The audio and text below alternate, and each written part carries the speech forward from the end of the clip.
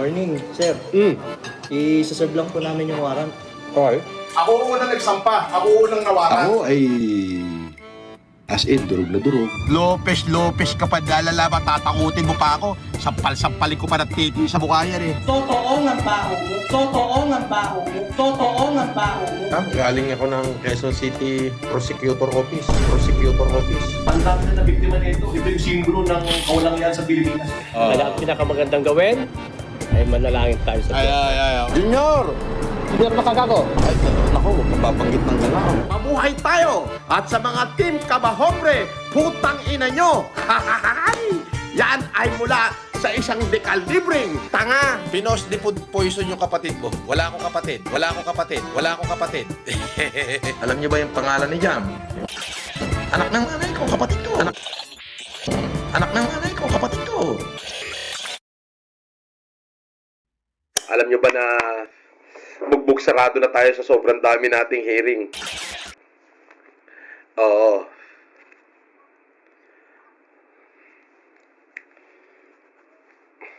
Bugbog sarado talaga.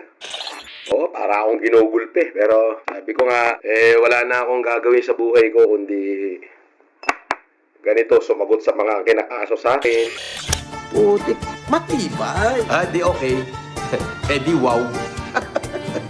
Hanggang doon na lang yan, oh. Puro kasinungalingan din na yung sinasabi niya. Wala namang katotohanan. Maniniwala pa kayo dyan. Walang kwenta. Kayo ang mga tunay na demonyo!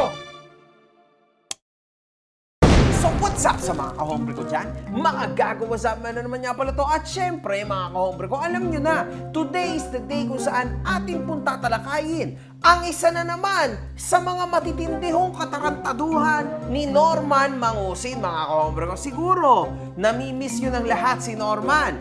Pero kami kasi, mga kahombre ko, nakakasama pa rin namin siya. Hindi lang sa panaginip, hindi lang sa pagpaparami ng pera, kundi dahil din, mga kahombre ko, sa mga kasuhan namin sa isa't isa. So kayo'y naghahanap ng update? Tama to, mga kahombre ko, kasi talagang magkaka-updatean tayo ng maayos tonight. Hinahanap nyo ba ako sa Facebook? Eto na ang bagong Facebook ko, mga kahombre ko. Follow nyo ako. Kung inyong naalala, ako ay nag-post ng ganito. Akala ata ni Norman, tataasan ng kahit isang balahibo ang abogado ko sa kanya. You just made this worse for you. Dati personal lang, ngayon personal na. Norman Mangusin, makakaabot to sa'yo, alam ko. Magsimula ka na manginig, may paparating ng dilubyong mga papel sa'yo. Oo! At sa isang banda, mga kahombre ko, malamang yung iba dyan ay medyo naiirita na rin. Understandable. Kasi malamang yung iba iniisip, grabe, paulit-ulit to. Grabe, itong tao na ito. Laging ito yung content. Gatas na gatas. Alam naman na ng lahat yan. Ngunit, mga kahombre ko, ito ho kasi ay outside social media na. Hindi na ito content lamang. Ito ho ay literal na movement para mahoyo na itong tao na ito ng tuluyan ng matagal na panahon. Dito, mga kahombre ko, madidistinguish na natin at maisesepara na natin yung mga taong nandito lang for the hype at yung mga taong totoong naghahanap nga ng hustisya para kay Norman Mangusin. We just make this content happy, Isa kang malaking tukmol. laugh trip, Kininam! Ang nanayon! Makabaho! Tayo na mo, makabaho! and comedic. Pero sa totoo lang, mga kahombre ko, ito ho ay literal na seryosohan. At sinabi ko na ito, mga kahombre ko, ito ho ay personal. At lalong-lalo na, ito ho ay hanggang dulong laban. Hindi ho ito tsamba-tsamba lang, mga kahombre ko. Sabi ko naman sa'yo, Norman, hindi ako yung katulad na mga taong nakalaban mo back in the day. Itong panahon na to, nagkamali ka talaga ng binangga. Yun lang yun. Papatunayan ko yan sa'yo, Norman. Gusto mo 5 taon, gusto mo 10 taon tayo magkasuhan. Walang problema doon, Norman. Isasama kita sa panaginip ko. walang halong mintis. Walang problema. Sanay ka sa kasuhan. Tumanda na ako ng ganito. Marami na akong hinarap na kaso, kaya hindi mo na ako pwedeng takot-takutin. Mas sanay ako sa kasuhan. Do your worst, and I'll do mine. Ganun yun. Unfortunately, Norman, for you, wala ka na mahanap na kahit na ano sa akin. Yan lang yun.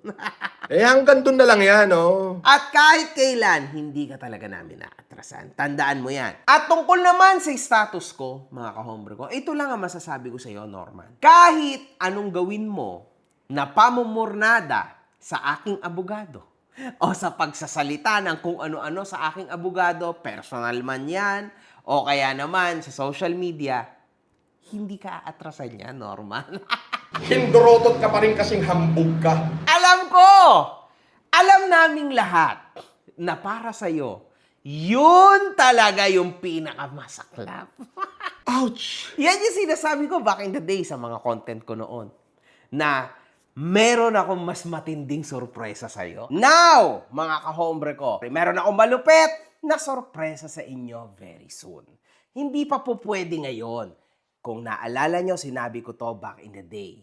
Medyo nung nakaraan ng mga video na meron akong sorpresa sa'yo, Norman. Diba? Eto na yon, diba? Nakatapat mo na ngayon. Yang abogado ko na yan. Tigas na mukha niyan. Wasak ka dyan, Norman. At ang pinakamasaklap pa, maybe, baka lang, no? Kilala mo yan. Kaya nginig ka, oo! Oo! At yan yun, Norman. At akala mo ba natatapos na dyan? Mas marami pang paparating akong sorpresa sa'yo. Hindi ko kasi pwedeng sabihin yun in public, mga kahombre ko. Kasi mawawala na ang lahat ng ito. Kaya kailangan kalmado at kalkulado tayo. Pero gusto ko makarating to sa'yo, Norman. Yung abogado ko na yun, yun ang tunay na makakapagpapasok sa'yo sa hoyo. Talaga. Totoong mako-convict ka dito, Norman. And we are actually on it para lang makonvict ka. Big time. Kahit sinasabi mo na walang kwentang kaso, maliliit na kaso, okay, no problem. Fully recovered ka na ba, bossing? Hindi pa. Marami pa akong hinaharap na mga kasu-kasuhan. Marami pa akong kaso. Masasakit pa yung mga kasu-kasuhan ko.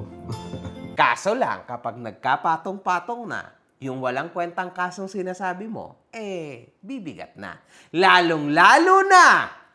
At ang aking abogado ay yung taong kinatatakutan mo all your life. Kasi mga kahombre ko, yung abogado ko, yun yung taong bangungot niya. Kaya ang pinakamagandang gawin ay manalangin tayo sa Diyos. Manalangin. Yun ho, yung tunay na bangungot ni Norman. And malamang nagtatanong ka, Norman, paano nangyari to? Bakit pumasok sa eksena tong abogado na to? Bakit to? Bakit yan? Bakit nyo to nagawa sa akin? Yan ang matinding palaisipan mo. Yan ang motibo kung ba't ako nandito kasi babaliwin talaga kita. And you will see this soon enough, Norman. Lalong-lalo na at ito yung biggest ever achievement ng internet. Ang ikaw ay mahoyo ng pangmatagalan. Ikaw ba isang OFW? At ikaw ay awang-awa na sa nangyayari sa buhay ni Norman Mangusin? Dahil sa akin, dahil sa CIDG, dahil sa Napolcom, dahil sa LTO, dahil sa kung kani-kaninong mga tao? Aba, kung ganon, tamang-tama at nakikinig ka. Dahil meron akong iaalok sa'yo. At ayun tatapsin! We are lucky dahil una sa lahat, mura na, lalong-lalo na may surprise pa ako sa'yo. Pag tinype mo o nilagay mo ang Makagago code sa TapTap Send. Mga kahombre ko, sobrang nakakatuwa tong app na to dahil bukod sa napakatinding exchange rates nito, zero fees pa pagdating sa pagpapadala mo sa bangko at mobile wallets tulad ng GCash at Maya. 95% ng mga transaction ay dumadating agad just within 5 minutes. Napakasulit talaga nito mga kahombre ko. Now, kung gusto mo mapadali ang buhay mo tulad ng mga sinabi ko, i-download mo na ang TapTap Send. After mong i-download ito, mag-sign up ka na. Pero syempre mga kahombre ko, huwag mong kakalimutan ang promo code ko na makagago nang magkaroon ka ng extra $20. Totoo yun, $20 sa ipapadala mo sa una mong deposit. Ano pa ang hinihintay mo, kahombre ko? I-TapTap Send mo na yan. At itong isisingit, ang di umano'y best friend na babae ni Norman Mangusir na si Avi Siwa, mga kahombre ko ha. Dito may nag-post ho na isang normal lang ho na mamamayan na kung tawagin ay si Ka Elmer Cano, di ba? Kung saan ito ho ang sinabi niya. Yo, what's up? What's up? Avi Siwa. Ako yung Grab driver na nasakyan mo kahapon na ayaw mo bayaran. Kapal na mukha mo, animal ka.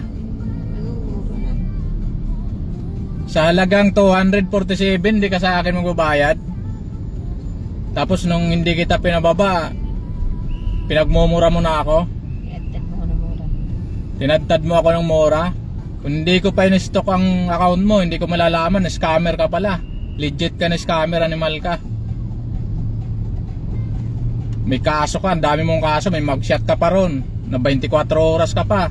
Hinuli ka pa ng NBI.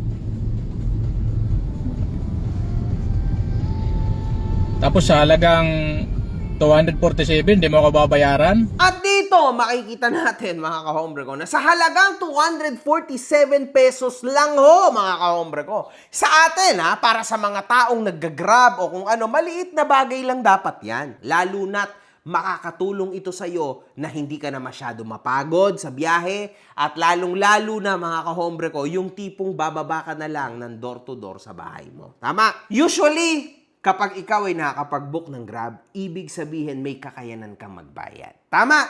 Kasi it will take a lot for you, a lot of effort kahit paano, may konting effort, di ba? Para lang makapag-book ka ng Grab. So, napaka-imposible, mga kahombre ko, na sa halagang 247, hindi ka makakapagbayad. And from the start, by the time na nag-book ka, alam mo na agad na meron kang babayaran na 247 pesos. Do you accept this or not? Diba? Dito, mga kahombre ko, makikita ho natin na napakatinding makasalanan itong Avi Siwa. Kung totoo man to, mga kahombre ko. Kasi even itong Elmer Cano, mga kahombre ko, hindi naman siya nakapagpakita ng kahit na anong ebidensya. Kumbaga, naniniwala na lang tayo sa salita niya. So, hanggat walang patunay, ito'y mananatiling question marks. Pero, meron pa siyang nasabi, mga kahombre ko. Sabi mo sa akin, yaya mo na magbabayad. Anong pakialam ko sa yaya mo?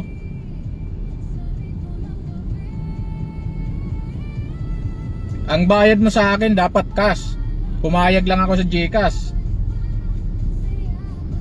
Tapos ngayon, sasabihin mo, yaya magbabayad. Yaya mo magbabayad sa GCash. Bakit? Hindi pa nadating yung bayad sa GCash.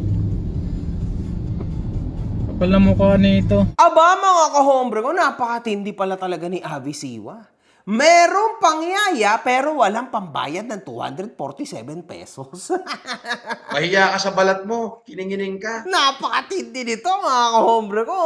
Kawawa naman. At hindi pa ho nakontento doon si Avi di umano.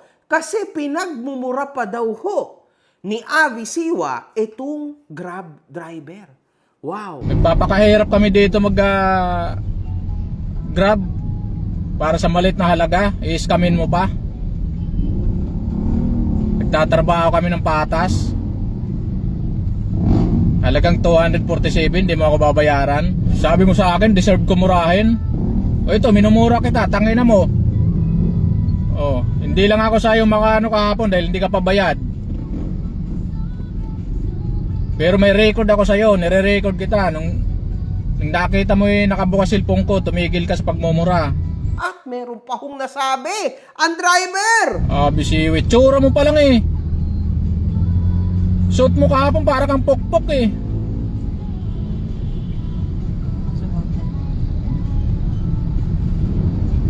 Kala mo napakayaman mo. Eh wala ka nga siguro sasakyan eh.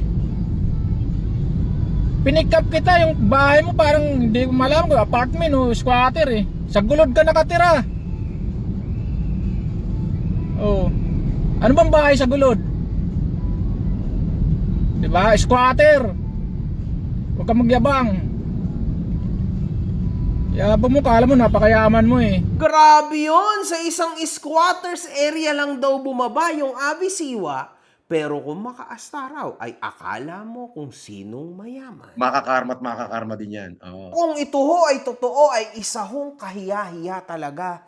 At masasabi talaga natin na ito'y delinquent na tao. At sobrang pangit po ng ginawa niya if ever na totoo man to, mga kahombre ko. Kasi hindi to okay. Para sa akin, mga kahombre ko, kawawa ho ang ating mga driver, grab driver, angkas, o kung ano-ano mang mga driver dyan sa ating komunidad, no? Dapat, madalas, ay nire-respeto natin ang mga ito kasi hindi ho madaling trabaho ito, mga kahombre ko. Diyos ko Lord. Tas, ang mahal pa ng gas, di ba? Grabe, mga kahombre ko. Nakakalungkot lang. Tama ka. Tama naman po. Oo, wala akong mali sa sinabi mo. Sino nga ba ang best friend ni FLM na babae na si Abisiwa? Abisiwa is a Filipino model, actress, TV personality, and entrepreneur din, mga kahombre ko, known for breaking boundaries in Philippine media, nightlife, and business. So, nagkaroon din ho siya ng napakaraming movie, mga kahombre ko. Ilang movies din ho ito. Meron na rin ho atang pangalan itong Abisiwa, no? Pero, paano nangyari na tinakbuhan niya ito sa halagang 200 plus pesos lamang? Isa kang malaking tukmol. At huwag niyong kakalimutan, nito lang ho ito nangyari. Nakunan si Norman Mangusin, mga kahombre ko, kasama si Abisiwa sa lobby ng Sheraton Hotel. Ayan di ba? Inggit ka na naman. At hindi pa ho yun. Meron pang ang Pino, si Norman Gusgusin, kung saan ay ipinagtatanggol siya ng kanyang mahal na kaibigan na si Abisiwa. And one more thing, kahit siraan niyo po yung tao, kahit ano pang sabihin niyo, I don't care and hindi mababago our friendship. Okay? Kahit idamay niyo pa ako dyan, wala akong pakialam. You know, I'm not fucking scared of any of you. Never will be. And, that's it. Basta ako maganda. At si FLM, guwapo. End of story. Diba? So, I'll answer this once and for all you curious minds and all the chismoso and chismosa na walang magawa in the Philippines. I'm not dating Mr. Francis Leo Marcos or aka FLM aka Norman Mangusin. Okay, we're just friends and forever will be, and wala akong pake sa inyong lahat. Bow. Oh, okay na ba? Does that satisfy you all? I don't care what you say about him, okay? He will forever be a friend, and that will not change. And kahit picturean niyo pa kami many times, I don't care. Okay? That's it. Wow! So, may maganda ho talagang relasyon, no? Between Norman Mangusin at Abisiwa. Di hamak na may mas magandang relasyon dyan kaysa kay Casper at Norman Mangusin. Di ba? Okay ba? Meow, meow, meow. Anyway, mga kahombre ko, dahil sa kalokohan na pinost na to ni Norman Mangusin, aba, ay sumagot naman ang bidang-bida na si FG, kung saan bigla siyang naglabas ng kung ano-anong katarantaduan, di umano, ni Abisiwa, mga kahombre ko. Ayan o. News update. Avi Siwa linked to multiple arrest-related cases. Oh my God. Public records, images, and media reports appear to connect Avi Siwa, also identified as Avi Siwa, to at least 2 separate arrest-related incidents. The first was in May 2015 when she was reportedly arrested in Taguig City in connection with an estafa case. Oh my God. So meron siyang estafa, mga kahombre ko. Ayan, no? May warrant of arrest, booking photos, and an arrest information page. Oh, may case number din, mga kahombre ko. Pero noong 2015 pa ito. The second incident was in 2020 when she was reportedly arrested by the NBI during an operation involving the alleged illegal sale of COVID-19 rapid test kits. Reports also mentioned an estafa complaint tied to the case. So, napakatindi nito, mga kahombre ko. So, aside from this arrest, Avi Siwa has also been linked in past media reports to other controversies and fraud-related allegations, although some of these were disputed or denied. Okay? At this time, the publicly available material reviewed shows reported arrest charges and allegations, but does not clearly confirm any final conviction. As always, arrest does not automatically mean guilt, and case outcomes should be verified through official court records. So, tama naman, mga kahombre ko, no? May point naman si Fujinius kasi in the end, mga kahombre ko, hindi naman porke, no?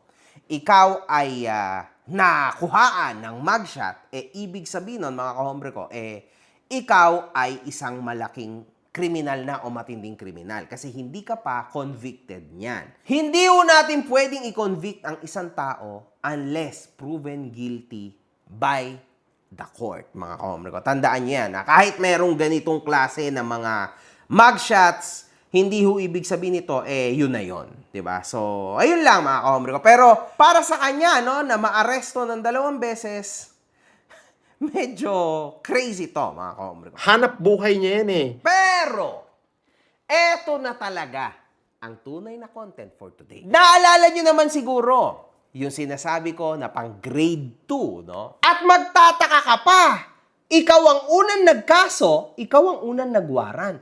Malamang, pang grade 2 ba naman ang mga kinakaso mo eh? Oh, di ba? Sinong may kasalanan?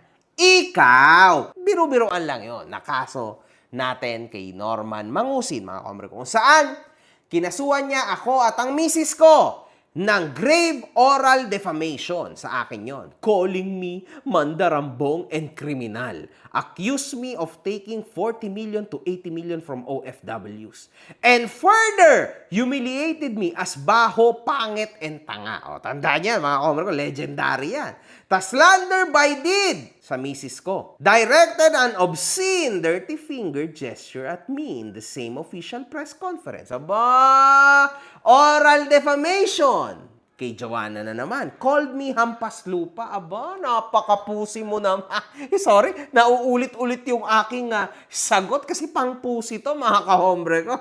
Oo, bakla yan, no? Matapos sa makatarantaduan na pinagsasabi mo sa aking asawa, Lopez yung asawa niya, kilala nga yun. Wala akong pakialam kay Lopez yan, o kay kasino-sino pa yan. Wala akong pake, di gawin niya.